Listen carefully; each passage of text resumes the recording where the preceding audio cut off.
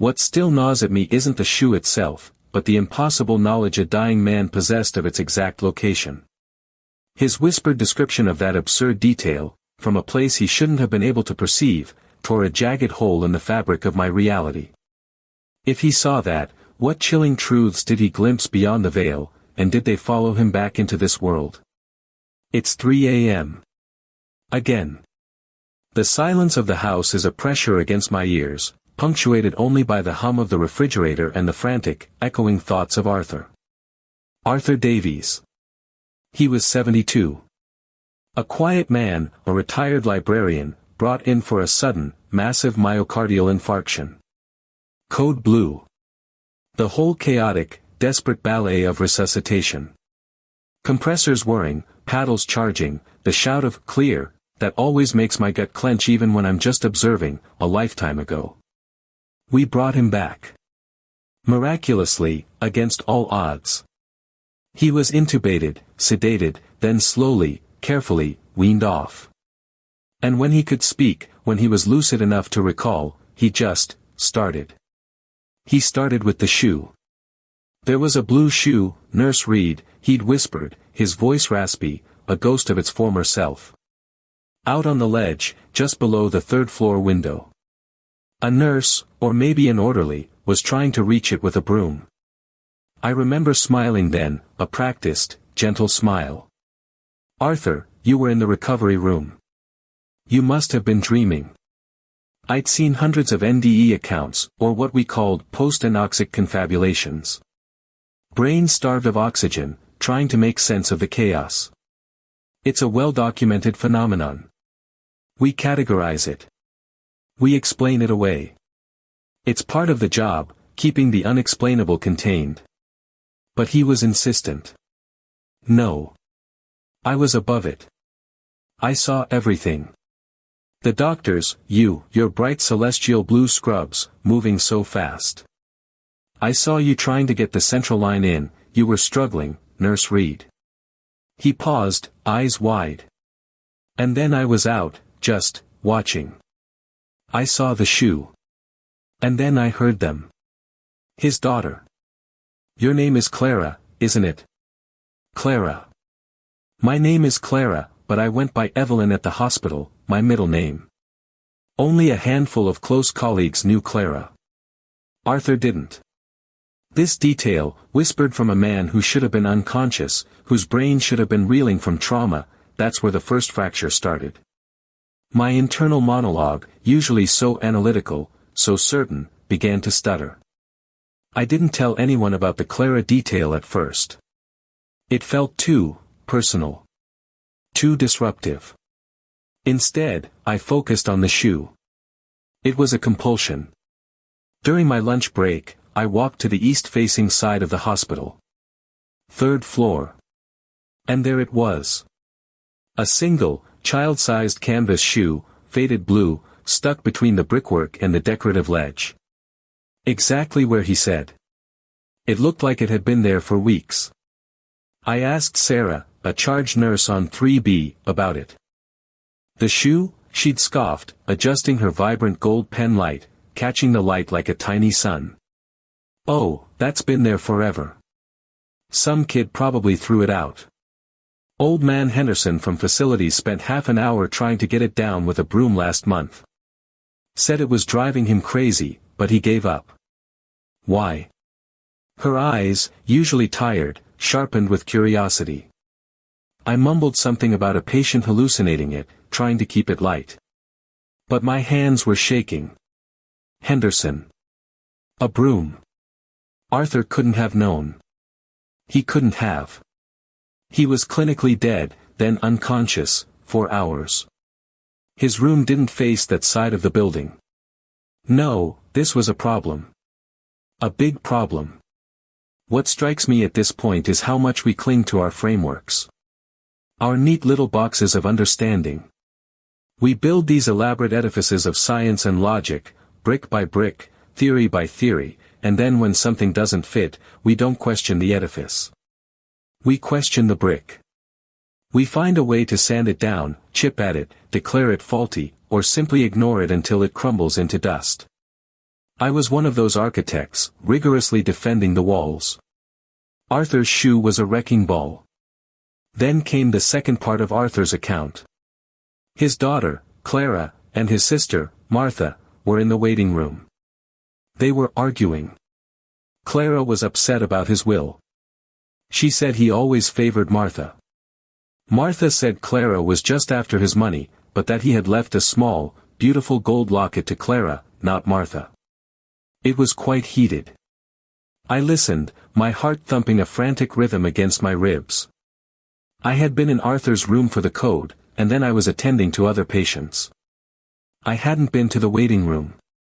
I knew Clara and Martha were there, of course, because families always were. But the specifics. I approached Clara, Arthur's daughter, a few days later, under the guise of discussing his care and offering emotional support. I asked about her mother's locket, a guess, a shot in the dark, and she broke down. He really did leave me Mom's locket, the one with the radiant gold filigree. Martha was furious. We had a terrible argument in the waiting room, after he coded. Her eyes were red, but she wasn't crying for the locket. She was crying because she couldn't understand how I knew. She thought I'd been eavesdropping.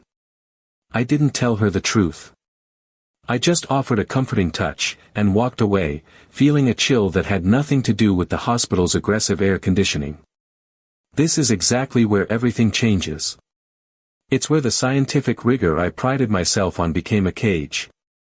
I had accumulated so many of these accounts, so many testimonies from patients describing specific, verifiable details they could not possibly have known. The whispered argument in the corridor, the specific shape of a light fixture in a room they'd never entered, a lost family pet mentioned in a different part of the hospital. I'd filed them away as anomalies, as brain misfires, as curiosities. But Arthur had connected them. He had shown me the pattern. I started digging through my old files, the ones from my hospice nursing days, before I'd moved into research. The quiet deaths, the ones where patients would sometimes whisper about seeing loved ones waiting, or describe a journey. I'd always dismissed those as the mind preparing for the end, comforting fantasies. But now, I saw them differently. Not as comfort, but as reports. As observations. There was Mrs. Rodriguez, who died peacefully in her sleep. Before she passed, she described a man with eyes like twin suns and hair like spun gold, waiting for her in a luminous, vivid celestial blue hallway. She swore he told her not to worry about her son, Marco, who was then in a coma in another hospital across town. Marco woke up 3 days later, against all medical expectations. I remembered that, but never connected the man to the waking. And then there was Arthur's final, most perplexing detail.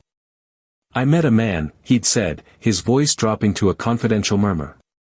He was wearing a jacket, a very distinguished one. It was 2 colors. One part, the lapels, were the color of your scrubs, that bright, clear blue. And the main part, the chest, was like pure gold. He told me everything would be all right. He had a scar, a very distinctive one, just above his left eyebrow. I didn't pursue that detail at first. It seemed too abstract, too close to the angel figures patients sometimes described. But the blue and gold colors, they stuck with me. A celestial blue, a radiant gold. It's why I paint with those colors now. It's why my living room, once filled with muted tones, now glows with them. It's why I'm awake at 3 a.m., staring at a canvas that's a swirl of impossible light. I think about the absurdity of it, the quiet humor. The most terrifying medical situation, a heart-stopping, the very edge of oblivion, and for Arthur, it was peace. It was clarity. It was a vantage point. For me, the witness, it was the start of an unraveling. I remember thinking, this is it. This is the evidence. The incontrovertible, undeniable proof that something profoundly complex, profoundly real, was happening beyond the sterile confines of our medical models. I became obsessed. My thoroughness, which had once been my strength, became a kind of paralysis. I spent months compiling, cross-referencing, building a meticulously documented case. I felt like a detective of the soul, tracing impossible connections. Every medical record, every nursing note, every family interview, I pored over them, looking for discrepancies, for confirmations. I was building a fortress of facts around something inherently ethereal. I remember one afternoon, sitting in the archives, surrounded by old, dusty files. The air was thick with the smell of paper and disinfectant, the fluorescent lights humming a low, relentless tone. I found a note, tucked into the file of a patient from years ago, a woman who had died peacefully after a long illness. A nurse had scrawled, patient mentioned seeing the man with the unique jacket, said he was very kind. No other description. Just that. The hair on my arm stood up. It wasn't just Arthur. It wasn't an isolated incident. There was a connective thread, a shared reference point, appearing across different patients, different times, different circumstances. A specific encounter during the experience, a figure, verified afterward by a detail no one could have known. The problem with being thorough, I realized, is that you can mistake the act of accumulating knowledge for the act of doing something with it. I thought the sheer weight of my research, the undeniable patterns, would force a change. That it would be enough. No, that's not quite right. I hoped it would be enough. I desperately wanted it to be enough. I wanted someone else to see it, to understand, and to take the reins. Because the implications were enormous. They were terrifying in their beauty. When I finally presented my findings to the hospital board, specifically to Dr. Alastair Finch, my former mentor and now the chief administrator, the air in the conference room felt colder than usual. It was one of those rooms designed to discourage presence, with its stark, clinical white walls that I imagined glowing celestial blue and warm gold just to make it bearable. Finch sat across from me, his face impassive, reflecting the sterile overhead lights. He listened, nodding occasionally, his hands clasped on the polished, dark wood table. I laid out Arthur's case first, then Mrs. Rodriguez, then 3 others with equally verifiable, impossible details. I presented the patterns, the recurring themes, the man in the blue and gold jacket. He let me finish. The silence stretched, heavy and expectant. I felt a surge of adrenaline, a belief that he would see it, that he would understand the gravity of what I was presenting. Evelyn, he finally said, his voice calm, measured. This is fascinating. Truly. The human mind in extremis, what it can conjure. It's a testament to the brain's resilience, its capacity for narrative construction even under immense physiological stress. My blood ran cold. Alastair, these aren't narratives. These are verified facts. The shoe, the conversations, Clara's locket. These are objective details that patients could not have accessed through normal sensory channels. He smiled, a thin, professional line. Or they are post hoc rationalizations.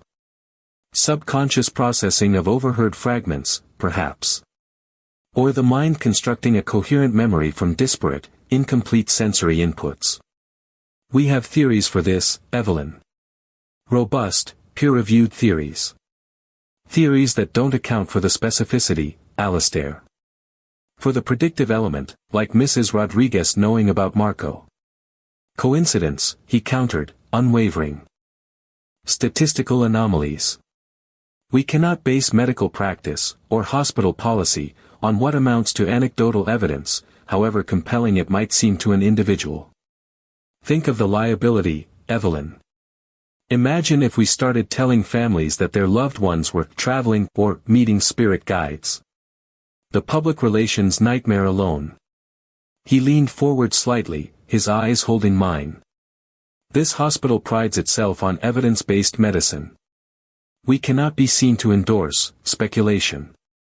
His motivation was clear. It wasn't about truth. It was about control, about reputation, about maintaining the illusion of absolute understanding. He was acting from self-interest, protecting his domain, his carefully constructed career. I felt a quiet fury rise within me. I tried to argue. I brought up the burgeoning research in NDE studies, the growing body of empirical data, the implications for our understanding of consciousness. He just shook his head. Evelyn, you're a brilliant nurse, a meticulous researcher. But your passion here is misdirected. These are not areas for medical intervention. These are areas for, perhaps, philosophy. Or theology, if you're inclined. He stood, signaling the end of the meeting. I'm afraid we cannot support a formal research initiative into these phenomena. It would be irresponsible. He offered me a lateral move, a different department, a way to gracefully step away from what he clearly saw as an intellectual dead end. Or worse, a career-ending delusion. I still don't know if I made the right choice. Maybe you felt this too. That moment when the path forward, the one you believed in, becomes clear in its impossibility. I walked out of that meeting knowing that everything I had painstakingly built, everything I had discovered, would be buried under layers of professional dismissal. The truth would cost more than the convenient lie. The hospital didn't change. The protocols didn't shift. Arthur, fully recovered, went home, still occasionally speaking of his peaceful journey, of the man in the blue and gold jacket. But no one at the hospital listened anymore, not truly. They saw him as a medical triumph, not a philosophical enigma. I left the hospital eventually. Not with a bang, but with a quiet, almost imperceptible shift. I started my own independent research, a tiny ripple in a vast ocean of skepticism. I write grants that rarely get funded. I present at obscure conferences. My days are filled with the same meticulous data collection, the same quiet analysis, but now it's outside the system. It's a different kind of exhaustion, this specific exhaustion of being right about something no one with power will act on. I sometimes wonder what would have happened if I had just let it go. If I had dismissed Arthur's shoe as a dream, Clara's locket as a lucky guess. Would I be sleeping soundly now? Would my life be simpler, less burdened by this unsettling knowledge? My phone buzzes softly on the desk, a text from Sarah. Still up, Clara? She asks. Thought I saw your light on. Want to talk? Sarah. She's seen me through so much. She once told me, late one night after a particularly brutal shift, that she felt like she was constantly running on fumes, that the system was eating her alive. Her wound was that quiet despair, the slow burnout, the realization that she couldn't fix everything, only bandage it. She arrived at my door with a bottle of cheap wine and an understanding silence that night, an understanding that didn't need words. Maybe she knew, in her own way, that there were things we couldn't explain. I don't answer her text right away. I just stare at the screen, the blue light of my phone a cold echo of the celestial blue of my painting. How do you argue with certainty that isn't based on facts, but on the fear of what those facts might imply? I'm not going to pretend this resolved cleanly. It didn't. It won't. The knowledge, the truth, sits here with me in the dark, a luminous, unsettling thing. It's a part of me now. It changed me more than it changed the world I worked in.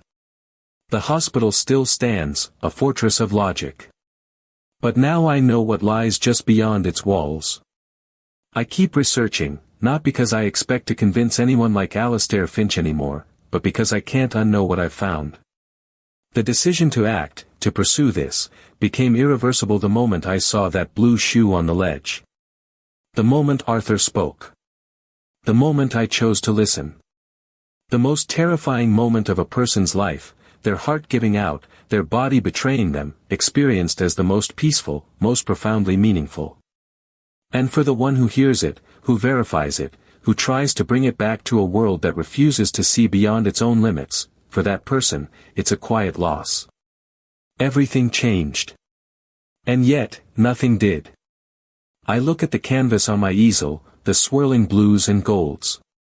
It's a clumsy attempt to capture what Arthur described, what Mrs. Rodriguez felt. It's not quite right. It never is. The real truth, the vibrant, terrible, beautiful truth, is still out there, stuck on a ledge somewhere between what we know and what we refuse to believe. That faded blue shoe. It's not just a memory anymore. It's a symbol. It's the small, absurd detail that broke my world open. I keep painting it, trying to get the color right, the precise shade that signifies both the mundane and the miraculous. Does anyone else feel like they're living in the space between two realities, both equally true, but only one publicly acknowledged? The blue shoe on the ledge, the specific detail Arthur could not have known, that's the one that stays with me. It's so mundane, so ordinary, yet it carries the weight of everything unsaid, everything dismissed. It's the quiet, undeniable proof that the world is far stranger, far more expansive, than our careful medical charts allow. I think about Alastair Finch's face, so calm, so dismissive, when I presented my findings. He chose to look away from the shoe. He chose the comfort of his framework over the discomfort of truth. I can't help but wonder, was he ever truly comfortable, or was it just a well-maintained performance? And for those of us who have seen the shoe, who have touched the edge of that other place, how do we ever truly come back? When Alastair Finch dismissed the blue shoe, he chose comfort over truth. If you were faced with a detail as impossible as that blue shoe on the ledge, would you have the courage to acknowledge it, or would you find a way to explain it away? If you also feel like you're living in the space between two realities, always searching for the vibrant, terrifying truth, you might just belong here. Join us as we keep exploring what lies beyond the carefully constructed walls of what we think we know. If you know someone who feels like they're living with a truth that no one else will acknowledge, someone who's seen their own blue shoe, share this with them. Maybe they need to know they're not alone in seeing what lies beyond. After hearing Arthur's words and seeing that blue shoe, would you have looked away like Alastair, or would you have dared to believe the impossible? I need to know your answer in the comments. If Arthur's words and that blue shoe made you feel the unsettling beauty of a world beyond what we know, hit the like button. It's how I know you're out there. If you're someone who feels the weight of the unsaid, who knows the world is far stranger than our careful charts allow, then this channel is for you.